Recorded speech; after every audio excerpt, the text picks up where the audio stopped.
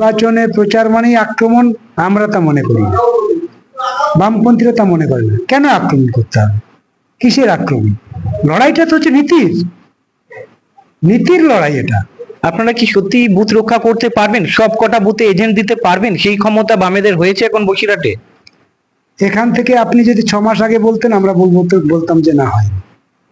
এই মুহূর্তে যদি বলেন আপনি, খুব মিনিমাম কটা বুথ ছাড়া বেশিরভাগ বুথগুলোতে আমাদের আজকের একটা মিটিং হয়েছে, লোকসভা কমিটির মিটিং হয়েছে, তাতে যা রিপোর্ট, তাতে বেশিরভাগ বুথে আমাদের এজেন্ট কমিটি হয়ে গেছে এবং তারা কাজ করছে।